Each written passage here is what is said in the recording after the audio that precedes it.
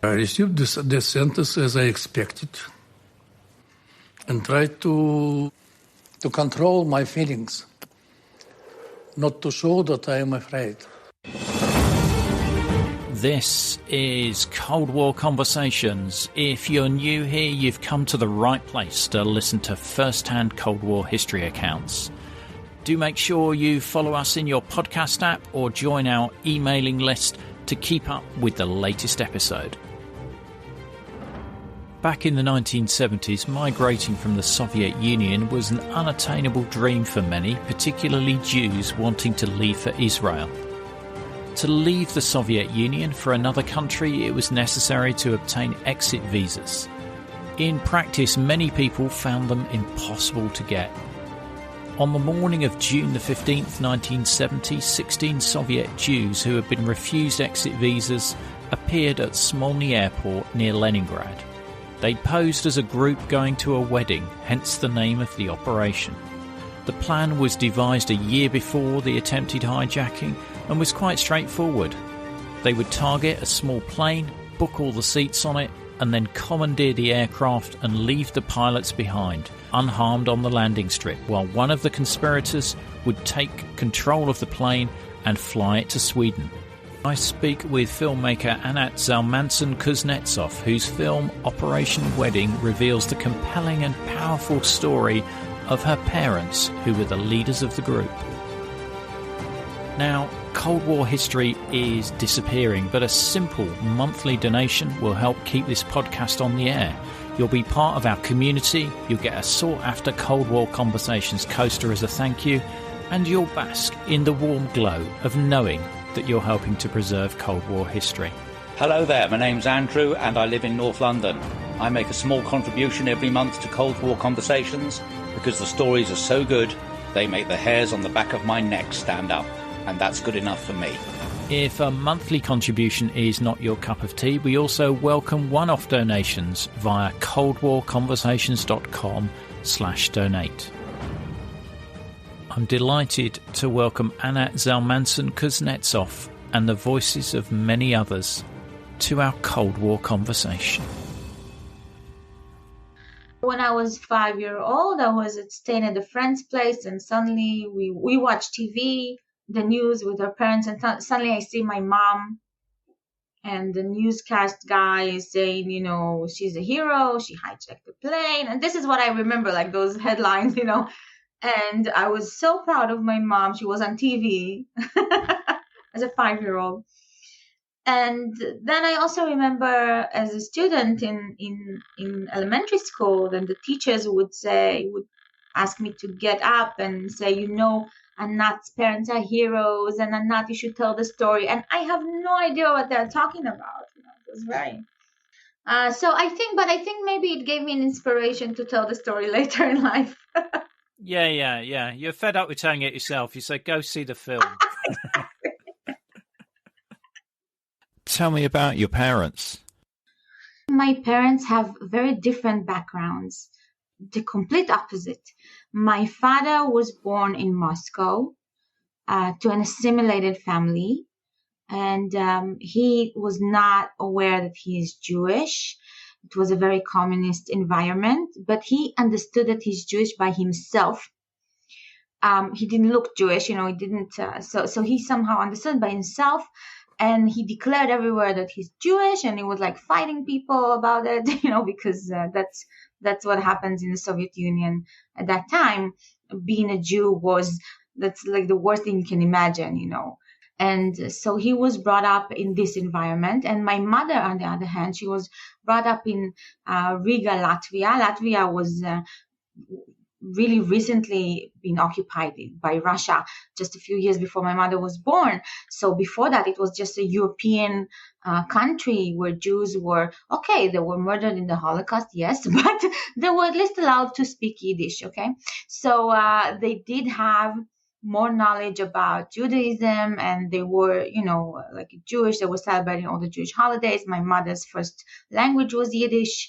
It was very Jewish home, and her father was, they were listening to radio the voice of Israel, and they were dreaming about Israel, and it was a very Zionist environment. They were dreaming to be in Israel because the country was very anti-Semitic, and sometimes the anti-Semitic is driving you to be even more of a Zionist, actually, because you have no choice, basically, right? You don't belong anywhere.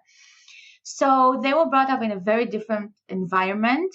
And my dad was arrested actually before Operation Wedding. He was arrested because he was distributing and writing an anti-Soviet newspaper, basically just poetry. Anat's father describes his resistance. The moment the KGB felt that you are weak, they not give you to live peaceful life. They try to break you down and to create from you secret information of the KGB. So there is no choice. Or you continue to be a hero, or you are broken. So they don't give you choice. You are obliged. If once, by stupidity or some other reasons, you became a member of resistance movement, you have to continue to be again of heroes. But that was enough to get 7 years in prison. And not just any prison, it was Vladimir prison. Vladimir prison was considered like the worst prison. There are songs about this prison. He was there for writing poets, basically. Not even poets that says kill someone or something like that, just against the regime. I was every time punished for something. I really fight against the Soviet system. I really did these things. By the Soviet law, I was really criminals. And I agree with this. I fight it against them. They fight it with me. And after he was released 7 years later, then he heard that in Latvia, they are letting some Jews leave the country. They were letting 1,000 Jews. There were 3 million Jews in Soviet Union, okay? So they let 1,000, let them out because they were too much of an activist or something. They wanted to get rid of some dominant people. And he went to Riga. He fell in love with my mom. They got married 6 months later, and then they hijacked the empty plane. Were they both working at this point? Well, actually, yes. My mom, she was an engineer. And even though she asked twice to leave the country legally, because there was an option to ask for a legal exit, but she was refused. And even the second time she was told, you are not allowed to ask even for the third time. You are refused of being asked even. And you will never see your Israel, your country. You will rot in here. But still, she didn't lose her job. Like many people who were refuseniks, they were losing their jobs. But she actually didn't lose her job somehow. And my dad was, he was a student of philosophy, and he worked in a mental hospital. I'm not sure. And he was translating books from English to Russian. So they were working. They actually even had an apartment in the center of Riga. So it's not like you would imagine. It's not like the normal stories of the Soviet Union that you think of people who live in a communal apartment, poor and waiting in line. No, that was not the situation. They had a very comfortable life in that sense. I mean, this sort of growth of Jews in the Soviet Union that wanted to leave to go to Israel was mainly around that Israel had been formed, I think, in 1948. So there was a genuine Jewish homeland now. And that was a big pull for the population in the Soviet Union, I'm thinking. It's very interesting because even at that time, up until 1948, actually, even the Jews in Israel thought that the Jews of the Soviet Union don't care about Israel because they didn't hear anything from them. And the official government was saying that the Jews in the Soviet Union don't have any interest in Israel because they're happy here. Everybody here are equal. We are all marching together towards one common aim. This is what was stated. On the other hand, you have a few events that were happening in the 40s and the 50s, like the doctor plot, when a few doctors were being accused of trying to murder Stalin, and they were on trial, but then Stalin did actually die.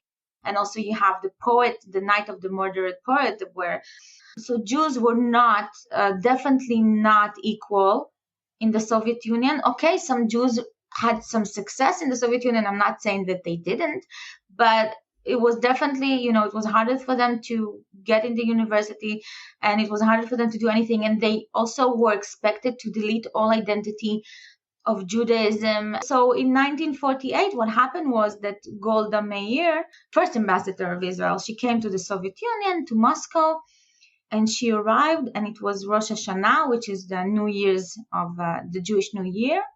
And she arrived to the synagogue, and about 50,000 Jews came. Obviously, they didn't have enough space to enter the synagogue. It was outside, and they were dancing, and they were shouting at her, "We are alive, we want to be in Israel." And then she understood, we are alive because of the Holocaust, obviously. And then she understood that there are Jews who want to be in Israel, but are not allowed to do that.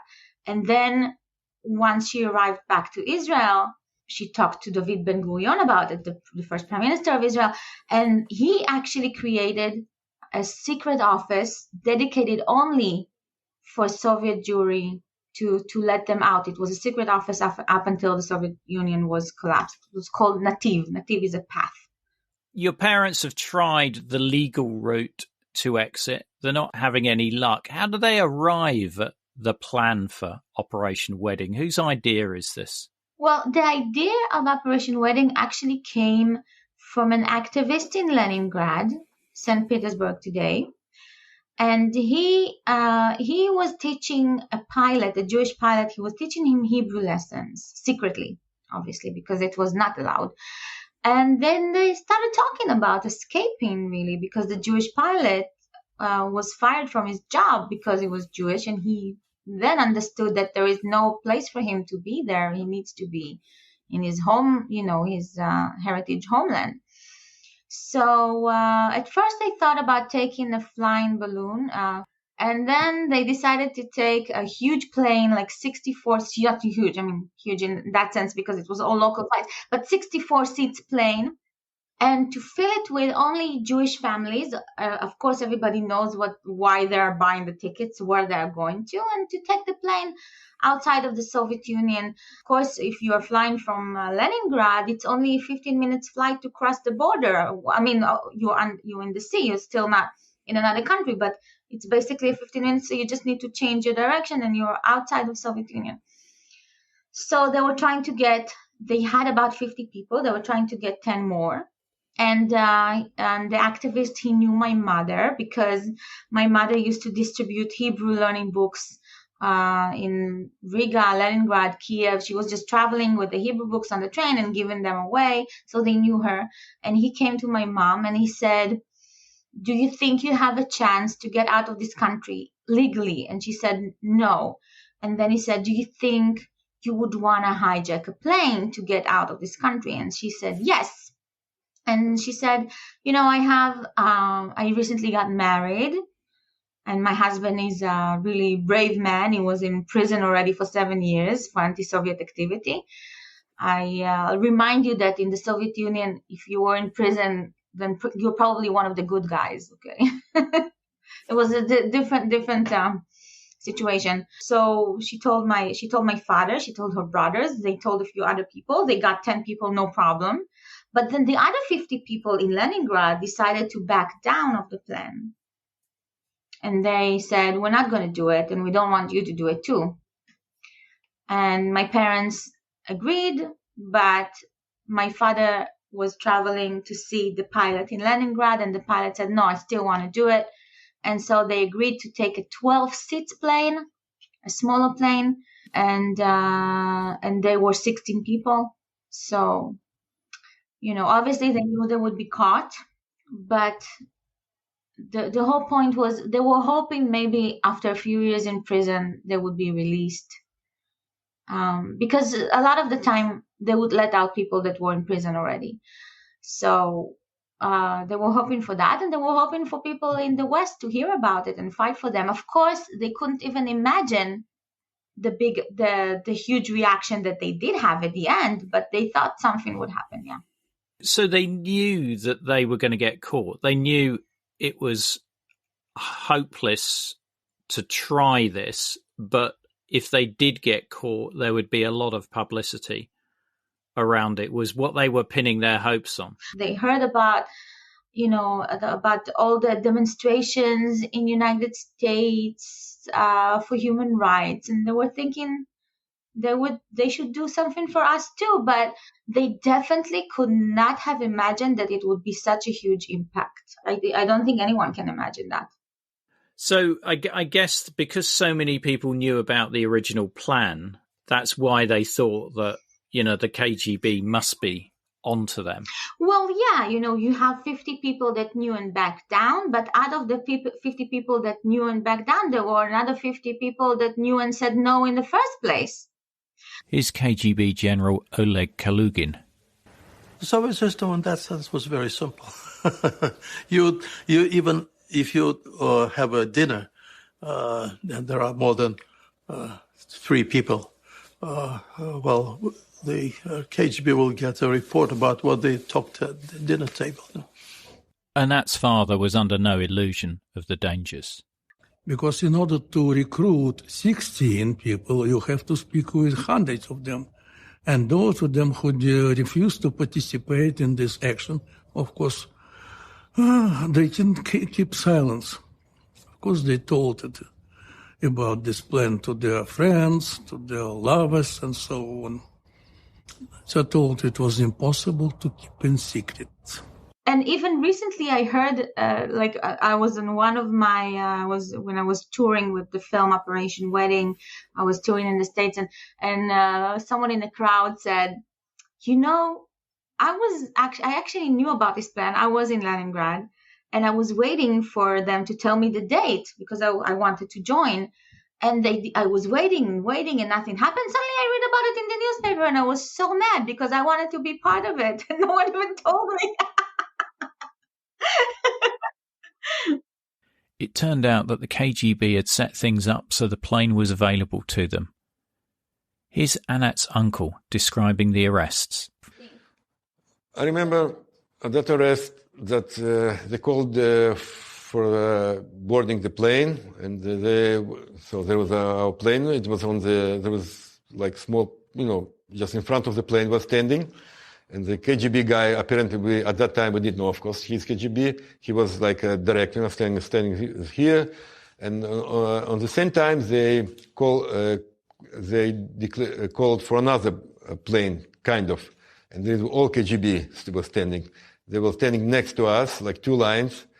And at some point, he said, begin, or start it, like the command. And everybody jumped the 2 KGB guys. Some jumped from the plane, some from the bushes, some were with assault guns and whatever. And the 2 guys, they were not very strong, by the way. At that time, I did a lot of sports, gymnastics, whatever. I could easily, I think, handle those 2, but I saw there is no chance to do anything, so I didn't resist. They forced me into the floor, my hands behind me, put the handcuffs. And after that, there was a long story of the imprisonment, of course. The thing is, if they knew that they would be arrested anyway, also, it does matter if you get arrested in the airplane or if you get arrested just like at home and no one hears about it. They wanted to make it a scandal. The thing is that the KGB also wanted to make it a scandal because the KGB, as much as they were brainwashing other people, they were brainwashing themselves as well. And they were thinking, let's show the world how these people who are fighting for Zionism are actually bullies who are hijacking a plane. But may I remind you, it was an empty plane because they did buy all the tickets of the plane. They're not taking people. They're only risking themselves. That's like a major point. I think it's very important because whatever you're fighting for, you cannot risk other people for your ideology. They knew they would be caught. And the thing is, and they thought they might even get shot. It was also a possibility that they took, but they were willing to do it because they felt like their life had no meaning if they stay there. They wanted to be only in Israel where they feel like they belong, where no one would tell them, you don't belong here. On the same day they were arrested, the other 50 that denied the plan, they were also arrested. And a lot of them were released. but some of them received 1-2 years, and one of them, the person who told my mother about the plan and was not part of it at the end, he received 10 years in prison. What happens to your mother and father after they're caught at the plane? My mom and dad, by the way, also my two uncles, my mother's brothers. So they were arrested. They were under arrest for 6 months until the trial started. During those 6 months, they didn't get any newspaper, no lawyers, no nothing, no visiting.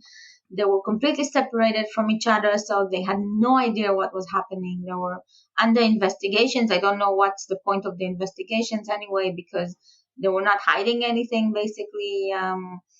And then the trial happened in December 1970. And that was the first time that they saw each other. They had a lawyer also, and they saw their families in the trial. How did the trial work? Everybody will try together except for my mother's brother, who was in the Soviet army. So he had a military trial. Luckily for him, the trial started 3 weeks after their trial. So he didn't receive a death sentence. But if his trial was before, he would have received a death sentence. But he received only 10 years, okay, because it was after the demonstration was happening. So in the trial, there were 11 people. 4 of the other women, except for my mother, were released before the trial. So my mother was the only woman in the trial, and she was the first one to go on the stand. And she said, if you would have let us leave, and then we would have never thinking of doing something illegal, we would have just bought the tickets and go to Israel. And even today on trial, I believe that someday I will be in Israel. And so I say to my people, next year in Jerusalem. And she said that in Hebrew. So everybody were very brave on this trial, everybody. And because people, they knew that if they asked for forgiveness or mercy, they would receive less years. But no one asked for this. Everybody said, we don't feel like we did anything wrong. We just wanted to be in our country. Anat's uncle and her father described the end of her mother's trial.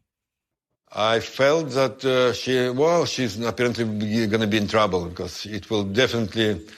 She will get more, because Russians are they're very unforgiving for somebody who is trying to stand up and speak out. Maybe it was the first time in the Soviet history that the people didn't ask for mercy and stayed on their position and openly declare that they want to leave this country and nobody will stop them. And what was the sentence for your mother? My mother received 10 years of harsh labor in a labor camp near Siberia. And my father and the pilot received death sentence. Anat's father describes his reaction to the death sentence. Oh,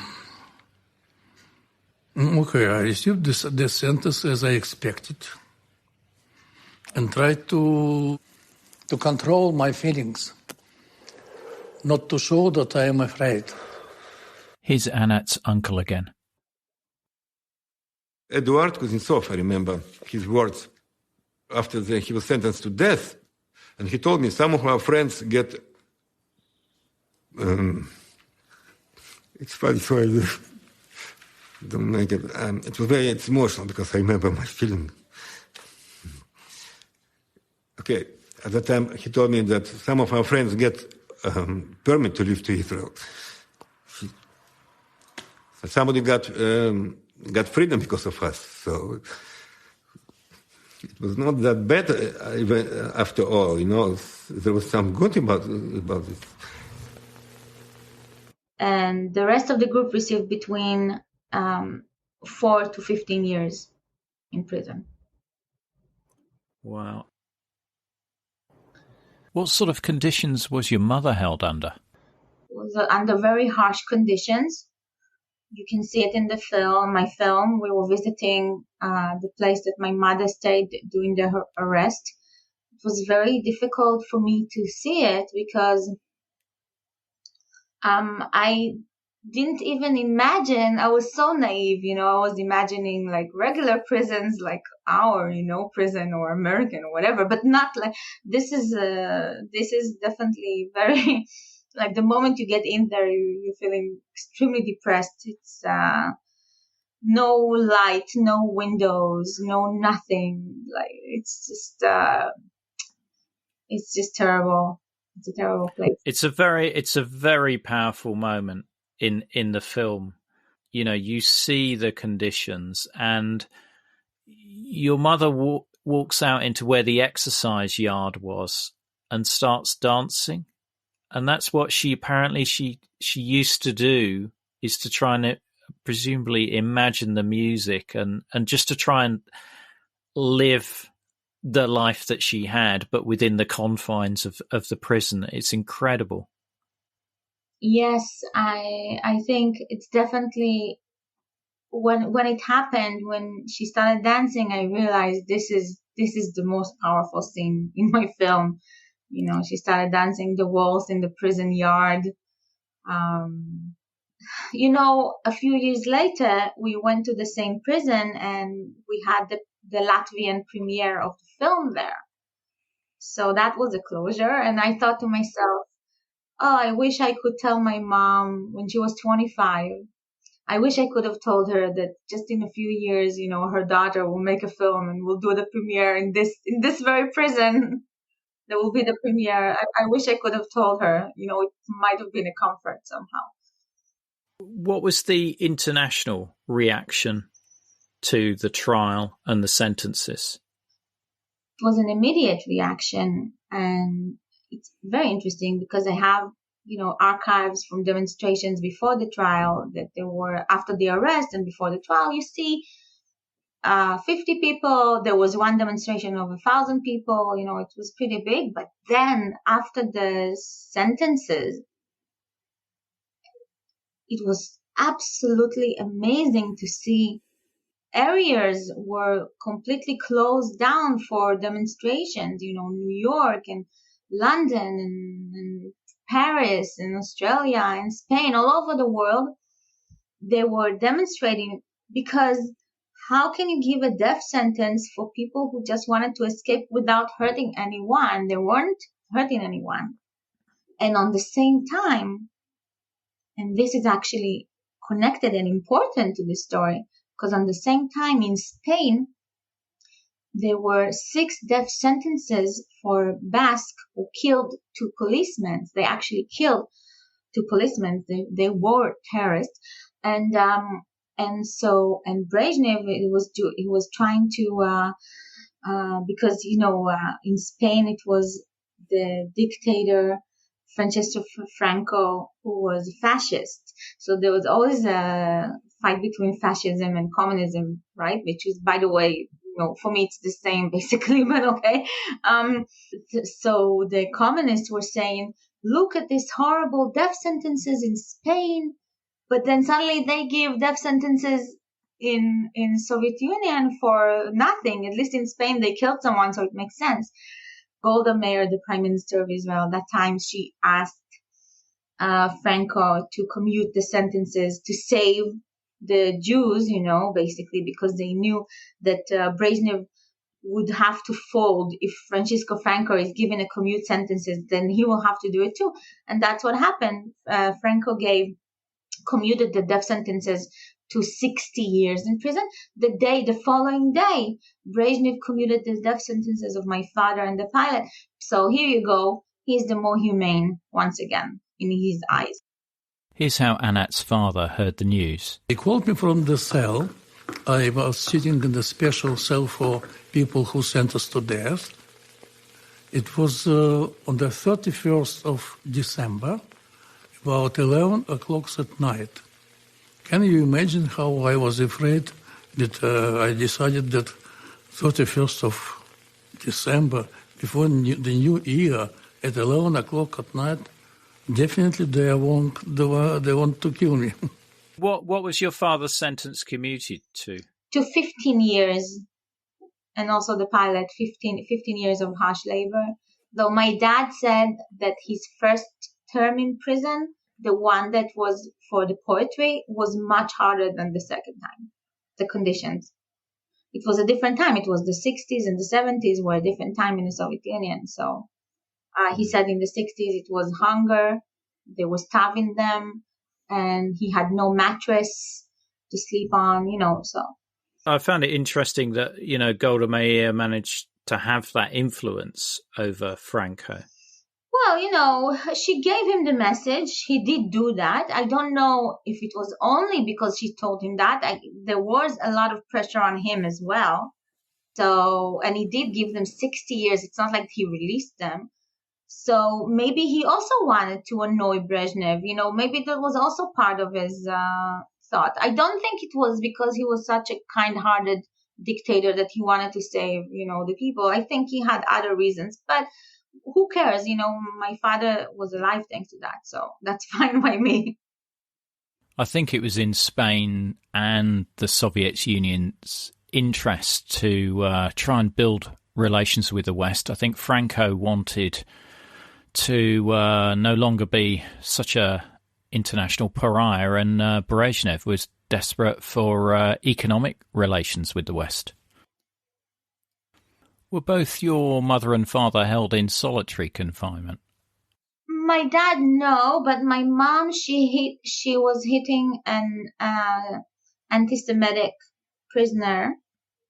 She was hitting her very hard, and so she was sent to solitary confinement for 6 months. And that was during the winter, and they didn't give her any blanket, only at night a thin blanket. She could only wear a thin cotton dress, so she had to jump up and down to keep warm.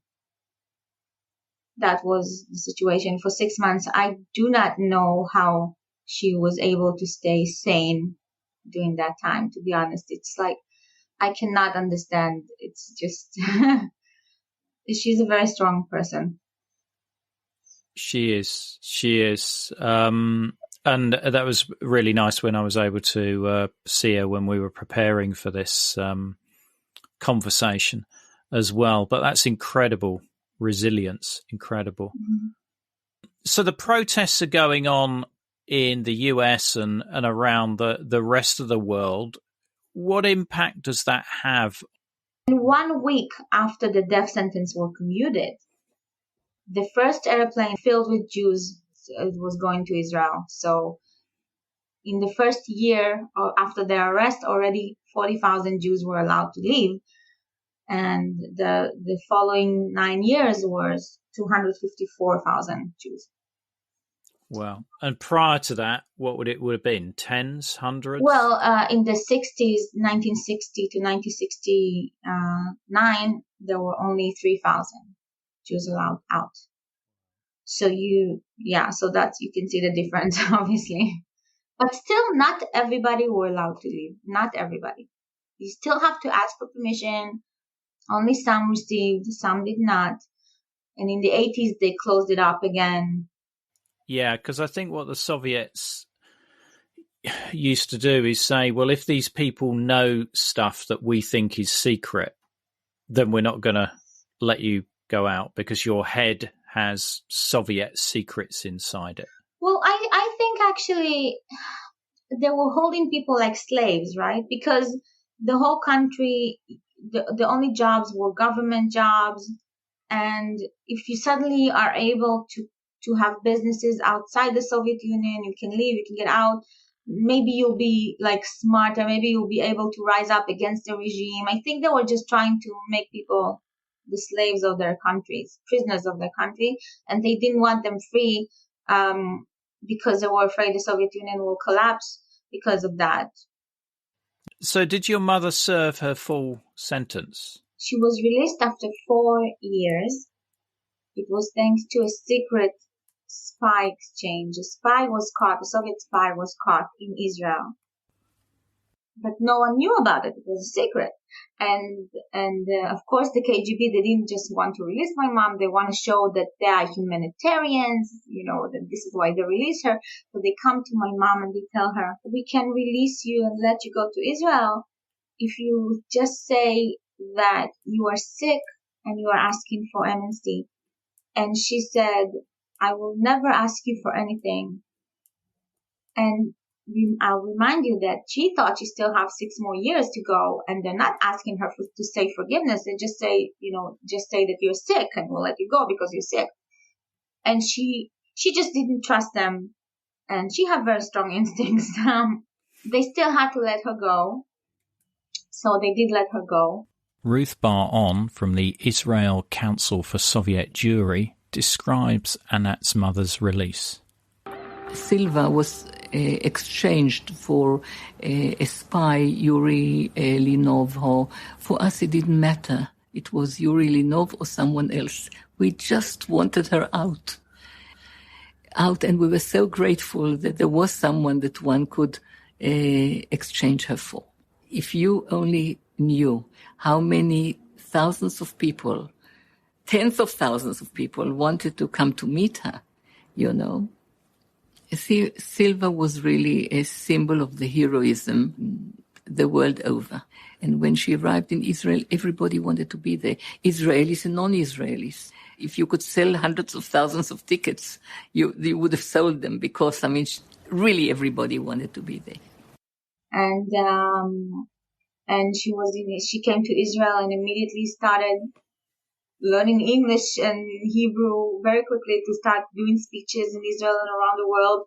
She was traveling a lot mainly to England and to New York, where the main activities were. And your mother, has she spoken to you about what it was like being released and, that whole experience and how she felt? She told me she was, she came to Israel, and on the first day in Israel, she felt that finally she's home. She never felt at home in Latvia, even though we have 7 generations of our family there. She never felt at home. And by the way, when we were traveling to Latvia for the premiere, for the filming and for the premiere of the film, she said, it's a beautiful country, but she doesn't have any feeling for it. She doesn't feel like nostalgic or anything. It's just the place. And the first day she came to Israel, she felt at home and she loved everybody. But of course, she felt very guilty. She was the first one to be released. She felt very guilty that leaving everybody else behind. So she wasn't happy until everybody were released, obviously. And when does your father get released? How long is he held for? So he was released after 9 years at the end. And it was thanks to 2 Soviet spies that were caught in New Jersey. So they were able to exchange them for 8 prisoners. 5 of them were group members. So my father, the pilot, my uncle, they were all released thanks to that exchange. And so my mother and father met in New York, and there was a huge rally, 250,000 people, to welcome them in front of the UN. And after that, after 3 days in New York, they came to Israel. The hijacking was really almost the catalyst for the release of Soviet Jews from the Soviet Union in significant numbers. It was because it brought awareness, and it made the struggle from small to huge, and the struggle went on for another 20 years. And I tell you, I talked to a lot of the activists, leaders of the activists in the free world, and they all say, we didn't believe we were going to succeed. We did not believe that the Soviet Union would be brought down, and we couldn't even imagine that would happen in our lifetime. But they started demonstrating, and suddenly my father and the pilot, death sentences are commuted to 15 years, and suddenly Jews are starting to get out. So they see that there is a result, and they continue. And those people, the activists, they were for more than 20 years, every day, their whole life was dedicated to that. And that's amazing because they didn't know those people. It's not like a personal, but by the way, my mother did have a family in Israel, and they were the first to do a hunger strike at the Wailing Wall. And actually, the demonstrations actually started from them. They brought the first, big awareness. So it was thanks to family as well. But yeah. It's just an incredible story because just to have that, that desperation to want to leave country like that and to take those risks. And as you say, I mean, the effect that it had was, okay, it was 12, 16 people trying to hijack a plane, but it ended up with freeing hundreds of thousands of people from the Soviet Union. It changed the world. And you can see it's very interesting because those are people that had no political effect. It's just like regular civilians, and you can be inspired by that to see how we can change the world without being violent to others. And that's important for me to say. Tell us about the film and the experience of making that film. Well, it took me 4 long years of full time I dedicated myself to make this film. It was very difficult to raise the funds to do it. There were a few moments that I thought that it's going to fail. But it was an eye-opening experience. I got closer to my parents. I got so invested in the story that after I finished the film, I felt like it's not enough. And I went on and created an educational program with the Israeli Prime Minister office and also with the educational ministry in Israel. And I'm so happy that now they actually entered it to the educational program because for many, many years in Israel, they didn't teach about the Soviet Jewry struggle, which was a very important part of definitely of the world history, but definitely of Jewish and Israeli history, not just Soviet Jewry. It's just part of our history in general because it was a struggle of everyone. And so it became a project, a 9 years project. And only now I'm starting to work on other projects. I highly recommend Anat's film. Some really powerful testimony there and loads more detail that we've not been able to cover within the podcast. Just search for Operation Wedding on YouTube and you'll find the full-length version there. But we've also got it in the episode notes. Don't miss the episode extras such as videos, photos and other content. Just look for the link in the podcast information. The podcast wouldn't exist without the generous support of our financial supporters, and I'd like to thank one and all of them for keeping the podcast on the road. If you'd like to help the project, just go to coldwarconversations.com/donate. The Cold War conversation continues in our Facebook discussion group. Just search for Cold War Conversations in Facebook. Thanks very much for listening and see you next week.